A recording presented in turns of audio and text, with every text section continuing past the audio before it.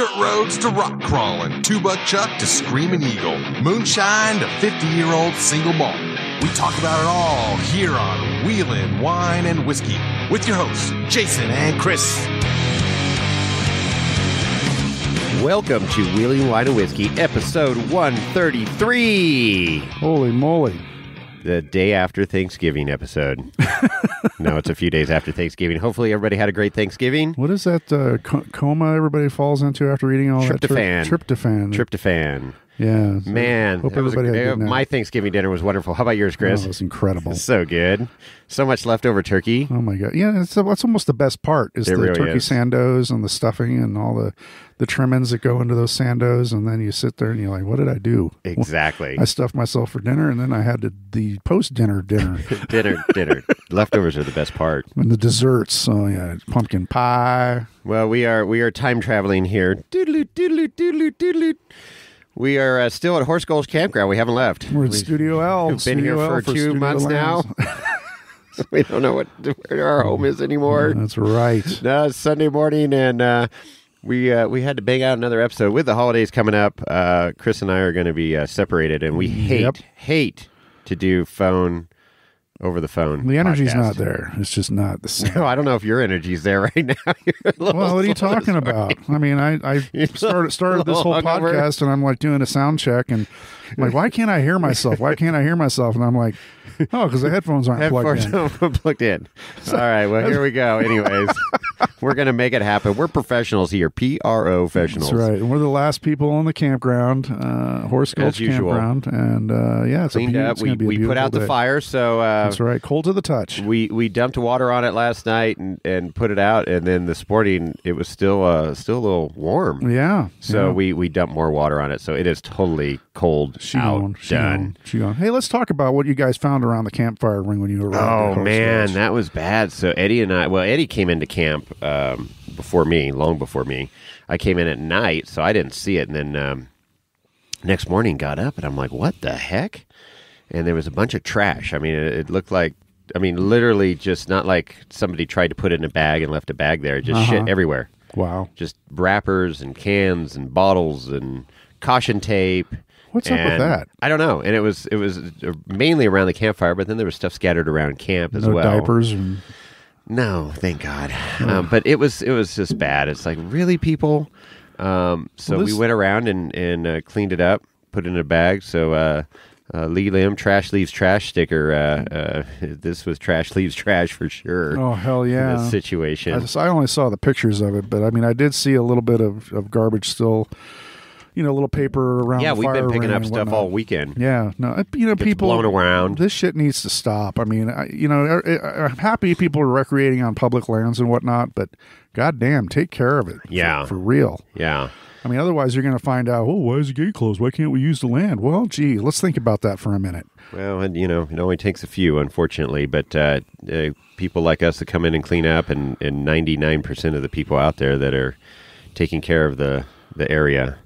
And doing Adopt-A-Trail stuff, see? Yeah, exactly. Just helping things out along the way, trying to fight the good fight. Right, absolutely. Right? No, it's... but our listeners clean up after them, so we don't need to parade this thing, but it is disheartening, It was, when I woke up in the morning, I was like, what? Did Ed party last night or what?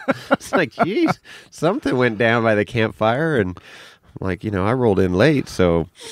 as soon as daylight hit, it was like, okay, this ain't cool. Well, we're leaving it much better than when we arrived. Oh, way better. Sure. We got tons of firewood for the next group that comes in here. They're going to be super thankful for that. Oh, yeah. Some nice dry wood and cut up and just ready to go. Yep. So that's good. So after Thanksgiving here, we are in full holiday mode now. Full holiday mode. Hopefully you got your shopping going. Yeah, and you got your swag from your merch from Wheeling Wine Whiskey's on the way. Yeah. And your other Christmas shopping. I know everybody doesn't just want shirts and hats and beanies, but I like shirts, hats, and beanies. Well, sure. But, there's plenty of other stuff, as we mentioned in our holiday gift guide episode, a couple episodes, that trifecta of episodes with Snail Trail 4x4 and our episode, Wheeling Wine Whiskey, and, of course, Lee Lim's cruising to camp episode Right. that wrapped that puppy up with the unlimited numbers. So hopefully you all enjoyed that episode, and hopefully you got some great ideas out of it. And, Yeah. and stuff's under the tree. Hey, I'll just reiterate one more time. Now that 3 nights I've used that electro warmth mattress pad heater. Dude, it's a game changer. Total game changer. I'm going to get one. 12 volt, yeah. plugs in, and it didn't drain my batteries at all. So it's nice. I turn it on, bed's nice and warm, turn it off. You could leave it on at night. I did that one night down low because it gets hot. Down low, And then low. and then this morning I got up at like 5 o'clock or something. Looked out the window, still dark, and it was full moon, so it wasn't that dark. It was kind of nice. Nice. And I'm like, oh, I'm going to turn this thing on, and it just warmed right back up. It's so nice, so nice. So that kicked up Lance's life a big notch. But that could be anybody in there, Yeah. anybody with a 12-volt battery, jackery, wagon tech. You could be in a rooftop tent. You could be in a fifth wheel. You could be in a tent. I don't know if that sale's still going on, but that wagon tech torque. Yeah, torque was the key word there. I looked at that. That's a good deal. It's a nice, that's a nice good unit. Deal. I mean, the price taking that, was it 15 or 20? I think it was 20%. Yeah, that's a big discount. Oh, yeah. So, and they're local. They're in the Bay Area there, so support local. Exactly. It's not going to be stuck on a boat, I guess. Maybe. I don't know. Maybe parts are. I don't know. God damn, I hope not. I don't know. No, the Port of Oakland has always said that they're not backed up, and I don't know why, a lot of those ships that are all backed up off the Southern California coast, why they're so adamant about. I mean, is it a big deal to reroute to a different port further up the coast? I mean, I don't know how all that logistics works. It's logistics. It's just logistics. Fagizzi. Yeah, who knows? But what it is people aren't going to get their shit for Christmas in some cases. No, I know the hot presents this year are PlayStation 5 and oh really? I don't know that what's that stupid little Switch thing? I think Nintendo Switch. Oh, the handheld game. Yeah, we had one of our members' kids was playing with one of the. Oh, Kelly's kids. Yeah, yeah. That's so it. That's what that thing is. I think my daughter has one. Oh, but, wow. There you go. I think she got that last year. So I think Rodney has one too. I saw one at his JO yesterday. he does that while it's driving. He's doing the virtual four-wheeling game while four-wheeling. Right. Hey, so speaking of batteries, Yeah. so I've been picking some brains of some of our local Lance members here in our club. It's been on your mind all weekend. Been on my mind. I talked to CJ because CJ's really into this battery thing, building that flatty with the EV flatty. Mm-hmm. So, I just have 2 Group 31 batteries right now. Right. As and most then of us 200 do. watts of solar.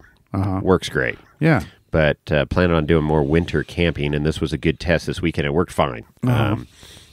But it definitely is putting a strain on the batteries, the cold weather. So it's like, do I just get 2 more? Because these batteries are pushing 5 years old easy. They might even be 6 years old. Well, there's a date code on them. You can see. Well, I got to look that up. But I just my memory, my foggy memory is telling me 5-6 years. But so do I just replace batteries? That's the easiest thing. Boom. It is. And then because as you're they're lead acid batteries.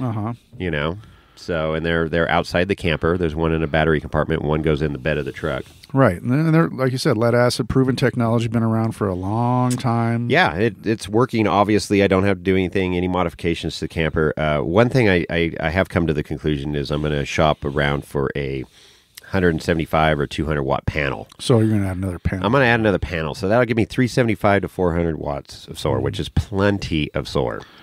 That's not 1.21 gigawatts. No, it's not, but it's plenty of solar for camping. That's right. And then, you could go to the next step. I was thinking was like you could go AGM. Right, and I have AGMs here in my lands. Right, so you're running Odysseys or Optimus. 2 yellow top Optimus. Yellow top Optimus, yeah. So and they're strong right now. they are So, strong like bull. strong like bull. Yeah. Yes. So you had no problem this weekend either. None. And you've got 100, 200 watts solar. I have 110 watts. 110. So that makes a big 110 difference. watts. It's 100 and 110. That's because, right. That's big. That extra 10 is good. Well, there's a calculation. It's like 70% of your is what the panel runs at like 70% efficiency, and then it obviously degrades over the years. And I've never had any issues, especially, I mean, the only place I've had problems was in Yosemite, but I mean, you're in the shade and you get like an hour of direct sunlight on your panel. And then, of course, you can only run your generator for about 15 minutes in the morning. I mean, I'm exaggerating, but 15 minutes in the morning and 15 minutes in the evening. I think it's more like 2 hours. No, yeah, they have set times because they don't want. People are going there to enjoy the. But you can set your watch by it. If you don't have a clock, you hear the generators all fire up around camp at 5 p.m. or whatever time it is. Yeah, charging everything up. Yeah, and that's like the only place. Yeah, that's like the only place that I need to run the generator to bump the batteries in this camper. Because I mean, if you look around, all the lights are LED. Sure. And I'm pretty frugal with my energy use. Oh yeah. I mean, I wish I could figure out a way to unplug the power onto to that stereo unit over there. Oh, that's easy to do. I think there's a fuse or something. Pull that thing out. out and cut the wire. Well, it's a DVD player. I think my daughter would be. So I just want to find the power wire to it and put a switch on it. I know. Yeah, I know people have done that. They put like a little. But it's on all the time. Huh? It is on all the time. Oh wow. So interesting. But and I'm going to have to stop bumping that. Yeah, you're bad. You were yelling at me with the microphone. And I leave the TV unplugged. So it's not... so you don't have any parasitic draw. No, very few. So, I mean, I've never had any issues, but I know if I get one of those bed mats like you're talking about, the heated bed mat. Yeah. That'll be another draw. Mattress pad. Mattress pad. Yeah. Bed mat. Mattress pad. Mattress pad heater. Mattress heater. Mattress heater. It's so good.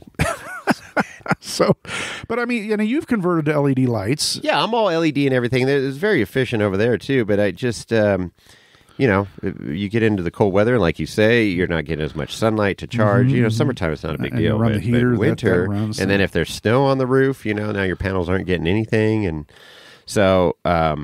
Which brings up to going up on the roof during the winter when it's slippery and trying to clean the panels off. That's not a good idea. Accident waiting to happen. Yeah, exactly.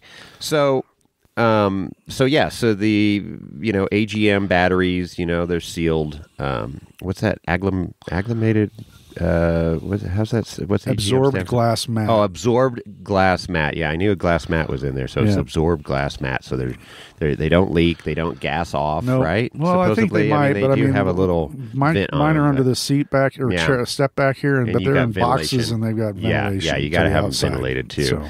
So then there's, of course, going on to the 2032, the future of lithium iron phosphate. Yep. And, Battleborn batteries and all the different ones out there, $1,000 batteries. There's tons of them now, tons of manufacturers. Hashtag Chris money, and I'm like, oh my gosh. So then if you go that route, then I would have to modify the converter. That's correct. That takes the 110 to 12 volts. Correct. Because those batteries want a full 14.4 volts to charge. Correct. And you don't want those batteries to get overcharged either. No, but they're smart. The batteries are smart. And then the big thing that I was reading and talking to people and stuff, and CJ is like, don't worry about it, is when they get cold, they don't want to take a charge, or you shouldn't charge them when they're cold, like below freezing. And I'm like, well, that kind of defeats the whole purpose of my winter operation, and then you can get, I know some of the Battleborn batteries have a built-in heater on them, right? So they power themselves. Yeah, and heat themselves. I don't know. I gotta do some more homework on this. I'm sure there's somebody out there that's super up to date on this stuff, and I'd love to hear some feedback. Yeah, the pros and cons, because that's a big nut. Not just for the batteries, but then the upgrades I have to do the camper and the charging system. And there are some other ways around it. Less expensive. I could keep the same converter and do a separate battery charger, right? Which would save some, few $100. And then I have to get a new solar panel, charger deal too that would put out. Is that it's not ready the one you have is not compatible? It wouldn't be compatible with. Well, those are relatively inexpensive. Yeah, that's not bad. So, we'll see. But I've been trekking down that road and just doing some research. I need to watch. So I'm sure there's some great YouTube videos out there on these people that are full-time RVers and living off the grid and van life, all that stuff. So yeah, it's been interesting. I've been following this one Facebook page on Instagram of people that the powder chasers. So they're running from ski resort to ski resort in their vans. Some of them have truck campers. So they don't have jobs. They don't have jobs. No, whatever. They work remotely, or they take 2-3 months off out of the year during the summer and play during the winter. I mean, there's some cool stuff going on out there if you dabble in it. There's a lot to this world if you just get up and enjoy it once in a while. Jason money. Ferris Bueller's Day Off. So got to just stop and take a look around once in a while. Smell the roses, right? I'm sure that there's endless numbers of web pages and YouTube videos and all that stuff that you're looking for. Then you get over inundated with info, So yeah, I'll refer back to CJ and see since he's been doing a lot of homework on this, and he's like, "Don't worry about the cold weather. We got ways around that." I'm like, "Okay." Well, Battleborn's in Reno. I know. I mean, they're local. One of your trips, you could just bop over there. Yeah. I'm sure they'd be happy to talk to Wheeling Wine and Whiskey. Sure, that would be a great podcast. Get us up to speed on battery technology. That's right. And maybe while we're talking, you guys can throw some batteries into our camper. Yeah, that's right. I'll take 8 batteries, please. That's right. Throw them on in. So if anybody has any info or good feedback, hit me up at Jason at wheelingwineandwhiskey.com. Yeah. Or, you can hit the old IG. You got Chris, wheelingwineandwhiskey.com and the Wheeling Wine Whiskey IG. So Lorenzo did not make it on this trip. Well, thank God. He's probably sitting at home. He would have froze his nuggets off. He wouldn't have been a happy donkey out here in this cold. Well, we could have used him yesterday when we had that recording session going on. Yeah. I mean, we needed extra microphones and we didn't have those. No, and the cords were tangled up. Our mic manners were terrible. It was tough. He does help out. But the setting was perfect. That's right. Contrary to what people say, Lorenzo is a good ass. Yep. What else you got, Chris? You got anything else? We got KOH coming up. KOH planning is beginning in earnest. We got to figure out menus. We got to hopefully get our interviews set up. I know Jason and I have been throwing darts on the wall and figuring out who we want to talk to and our dream interviews and who we know we can talk to, and all that stuff's starting to come into line. So yeah, it's going to be an exciting time. We'll be down there the whole time. Hopefully the weather's great and the racing's even better. The real question is the Jeep going to be down there? I don't know the answer to that. Oh boy. The world only knows. You guys just want to break that shit. That's what you want to do. Want to send it, man. Yeah. That's the place to send it. Yeah. So getting prepped, and that's good. If again, anybody want to call in on the hotline there, what is that hotline, Chris? 408-800-5169. Right. So 408-800-5169. Call in if you got a hot tip on an interview that you'd like us to do down there at KOH. We've got a list going, and I've contacted some people and got some really good feedback. So it's a tough week. Got to get everybody at the beginning of the week, because then they get into full race mode towards the end. But we've got, we did Levi Shirley. Jason Shearer. You got Shearer and Cole, and it was great. Just getting into their pits and get a little insight on their operation for sure. And I know the listeners enjoyed it. We got a lot of good feedback on that stuff. So we'll definitely want to continue that. Oh yeah, no doubt. I mean, this just to continue to organically grow the show and hopefully.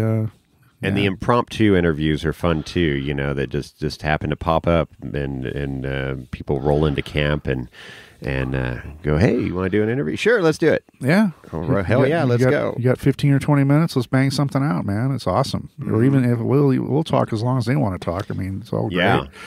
So yeah, that's coming up, KOH, and it's going to be an exciting time. I don't think are they selling spectator tickets yet? Is that opened up? No, nothing's opened up yet. I mean, I've been in contact with the media gal, and Emily, and she says media certificate or credentials haven't opened up yet either. No. So basically, it's registration for racers is opened, I guess, and if you haven't checked all the new rules and whatnot's going on with USAC and all these new things, there's a video. What's that video that Dave Cole put out? You talking about the Driver Summit? The Driver's Summit. Oh yeah, the Driver's Summit. It's good. It's unfortunately they were in a tent and it was windy as all get out. Oh really? Yeah, they were at Nationals. Okay. Well, and but it's got. I mean, even if you just watch, if you're interested at all, we covered some of that stuff, but there's some new rules. Right. Well, I guess my big takeaway of it was that they're really going to be enforcing safety, which is a good thing. Oh no, absolutely. But it's like all the banding of the cars, the grandfathered in and all this stuff, and like Dave said, he goes, look, we're just trying to be safe. We're not looking to, you got a car that we're going to say no, you can't race. We're going to try and help you out to make sure you can get racing. But, exactly. But we want to make sure everything's safe. Absolutely. And you can't fault them at that. So with USAT coming in now, obviously things are going to get tightened up. Sure. In that arena, they started requiring fire suits and the whole gear for the people that are fueling the car, right. and you can't be wrenching on the car while fueling the car. That ruffled some feathers, but you look back on that, and there's been some serious fire started. Oh, sure. From running impact guns and stuff, and one spark with that fuel dropping, and then the whole operation's on fire. So, yep. It's if everybody's doing the same thing, it's all fair. Yep, exactly. It's still everybody's got to stop wrenching and fuel the car, and then they can go back to wrenching and get the car back out on the track. But so same for everybody. Yeah, and there was some concerns of the side by sides running in the 4400 unlimited class. Oh right, like the golf carts. Yeah, like they did last year. So, last 2 years, I think. Yeah, and Dave's like, hey, if it meets qualifications for 4400 class, it's going to race. That's correct. You guys step up your game. You've all every year things get better and faster and more efficient, and just keep the sport keeps progressing. Absolutely. So there was some good stuff in there, and he was totally transparent on the finances. Right. How much money they brought in the last 15 years, how much money they spent, and they spent more than they brought in. Well, that's who put in, who owns Hammer King Productions, right. So Dave Cole, the gentleman that owns Griffin Radiator is a part owner. He bought in for 25%, I believe. I got the info here. Hang on one second. Oh, okay. And I believe there's also the Gomez Brothers Racing has a portion of the ownership in that operation too. All right, so here I've got the ownership breakdown of Hammer King Productions. So first of all, Dave gets a lot of shade at times, and of course, anybody the old saying goes, the tall trees get all the breeze, right? Right. So whenever you're the head of something, or you got people that love you and people that hate you, and then there's people that'll form an opinion based off of fagizzy shit that they hear from somebody's brother's sister's aunt, uncle down in Mexico, and it's the furthest thing from the truth. So pretty cool. Dave came out during the Driver's Summit, and he goes, look, I'm being, I'm throwing all my cards on the table. Here's what's been going on for the last 15 years, financially. So, brought in back in February 2011, purchased 50% of Hammer King Productions. Hammer King Productions, say that 4 times fast, from Jeff Knoll. Right. For $150,000. Ooh, that's it, huh? Yeah. A bargain. So he bought in. That was 2011. Then in March of 2011, he needed some more cash, so he sold 10% of the company, Hammer King, to Ron Beebe, who is the owner of Griffin Radiator. Right. And that was only for $50,000. Okay. So then fast forward to June of 2018, the Gomez brothers stepped up. So, there was rumors that they had bought in, and then, nobody really knew what percentage. There was a lot of speculation. So they bought in 2018 for $600,000 for 15% shares. Well, that's just pocket change for them. Well, Ron got a bargain for $50,000 at 10%. So they bought in at $600,000 for 15%. But obviously things had grown since between that 2011 and 2018 in that 7-year time span. So then, then we heard recently in 2021 that they had thrown some more cash at it, and they did. So in October of 21, Gomez Brothers threw another $630,000 for 20 shares. So they have 35%. Hammer King Productions. Yeah, at the tune of 1,230,000, I guess. There, right? Wow. So I'm just out of curiosity, and this is an interesting. I think we may have discussed this off the air at one point, but is there a conflict of interest or a potential conflict of interest if you've got competitors that are also owners in the series? I mean, can listeners chime in on that? I mean, I'd be curious. I don't think so. I mean, they still have to race. They still have to compete. They're not, and especially now that USAC's in, that gives a layer of separation there you go. Yeah. Of, rules and all that stuff. And that was a big talk during this deal. So yeah, it was interesting. So it was like they brought in like 36 or 38 million. I can't see. I took a screenshot of it. It looks like they're just over 38 million over 15 years. And then he spent just over 38 million over the 15 years. Oh. And he goes, yeah, I'm not the best businessman out there, but, can't pay taxes on income. Making things happen. The takeaway was, we're doing this. We're having a good time. We're not out here getting rich off this thing. Right. But we're progressing the sport and everybody's enjoying it. None of those racers are making money. They get a paycheck, and then that helps cover some of the expenses. Right. But maybe fuel down there and fuel on the track, and that's it. But that's right. No. Anyways, and then he got into the whole the organized chart of the Hammer King, and Dave being CEO, Ryan Thomas is president, but I guess he's going to be stepping back now because he's back in his old job or something. So, anyways, it was good. You can go on to the YouTubes there and find it through Ultra 4.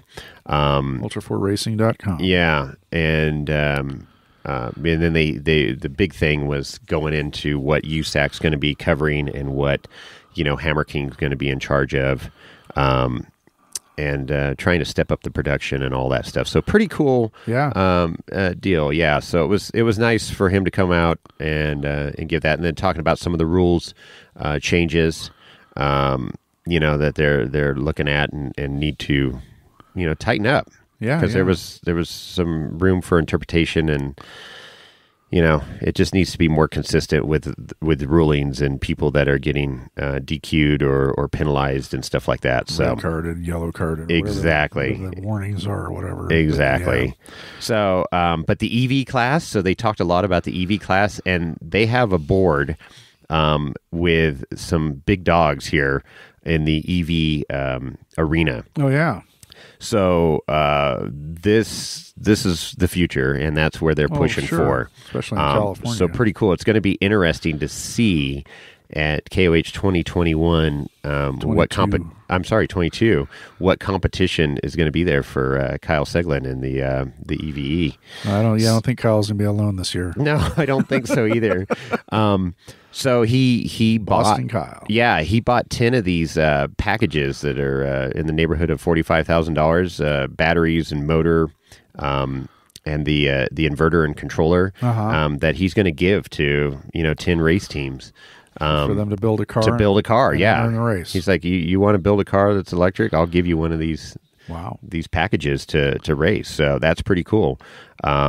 So that's going to happen next year. It's like an EV spec class. Yeah, exactly. So, anyways, good stuff. And I did want to touch on that. I'd forgotten that we hadn't spoke of that yet. Things have been so busy in our lives. Busy. Well, yeah, holidays. Ultra 4 is alive and well. There's still no snow on the ground. Well, there is a little bit. Not enough to ski on.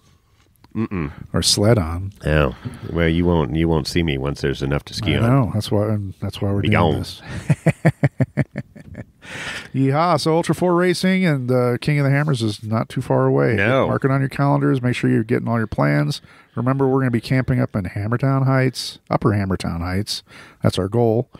And hopefully, we'll have our banners up, and come on up and say hello. Say hello. Maybe there'll be some old elk. Maybe I'll be drinking by then. Who knows? Yeah, whatever. Who knows what 2022 is going to bring?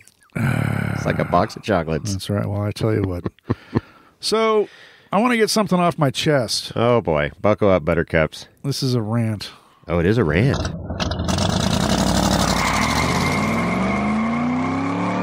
We may think it, but Chris is gonna say it. Yeah, I changed jobs, as everybody probably knows. I haven't been very clear on the details, and I won't be very clear on the details. But one of the things that changed is I don't have a company vehicle anymore, so I've been on the hunt for a new car, a commuter car. Mm-hmm. And I'll tell you what, right now is not a good time to buy a car or anything. No. It's a seller's market. If you have a car, collector's car, or even just a Toyota Corolla, you can ask a premium. And whether it's used or new, people are selling these cars for more than they're worth. And it's very frustrating that there are people that are desperate and they're out there buying cars and they're getting screwed by these dealerships. And I have a problem with that. I have a very real problem with that. I mean, I get it if you're in the market for a niche vehicle like a Ford Bronco that's brand new on the market, or specialty vehicle like a Tesla or something like that, or limited production vehicles that they're saying, okay, you're going to, because you have I told you that markup of, what was it, $49,000? For a Bronco. For a Bronco. So it was $109,000 for this Bronco. It was the first edition or whatever. Yeah. $109,000. Which is ludicrous, but still, that's not a mainstream, it's not a mainstream vehicle. Now, have been looking at, and I've kind of really like this car. It's a Hyundai Tucson, really neat vehicle, very well built, comfortable, just all the features I want, but they want $10,000 dealer markup on these things, and they are not budging on this. Sure. And this is a fucking Hyundai, people, a fucking Hyundai. Give me a break. I mean, they won't budge. It's silly. And how many cars are on their lot? Well, they've 12? got 12 of each model. Yeah. But I mean, they're just saying, hey, we don't need to negotiate right now because we're going to sell this to somebody else. Yep, somebody will be right behind you. So that's what I'm trying to say to you people. Stop buying the fucking cars for more than they're worth. Let's put these dealerships in a stranglehold and say enough is enough. Mm-hmm. This is stupid. I mean, really.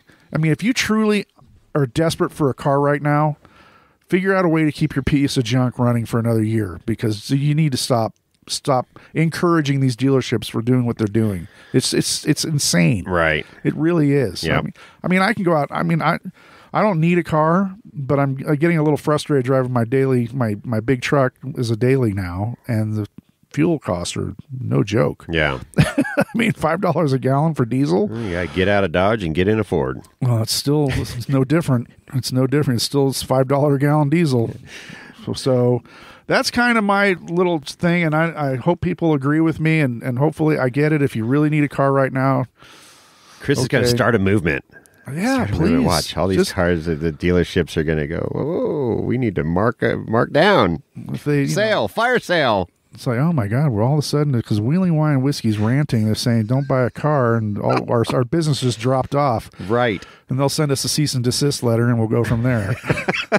Well, now I'm kind of gone into fantasy land. Yeah. But I mean, I'm just, please, let's try to become, buyers that don't want to get screwed. Well, every day it never ceases to amaze me the money that gets thrown around in the Bay Area, and it's there, and people are, it hurts the little guys. Absolutely. The middle class is just making enough to make ends meet. They got a roof over their head and they got food on the table, but yeah, trying to get a new car or a newer car is unattainable now. Yeah. So the Hyundai Tucson Limited should be, the MSRP on that is $36,000. Okay. $46,000 is what they want. Yeah, they're getting right now. Back in the day, we'd all go look up and we find invoice price. Yes, and you negotiate off of invoice. Right.